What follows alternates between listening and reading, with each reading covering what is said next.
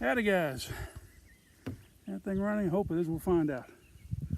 All right, we got the Ethen Allen 50 caliber, big 50 buffalo gun. I'm doing a little shooting with it and it's doing pretty good. So anyways, here we go. Got a round in it. I'm going my snail capper. Oh yeah, this thing's been giving me fits lately. All right, and there we go. We're on.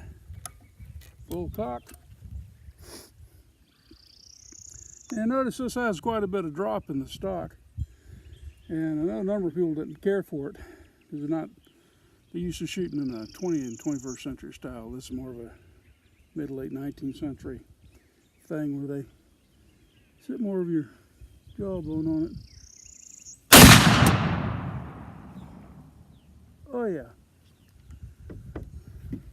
There's big 50. Y'all take care. Bye-bye.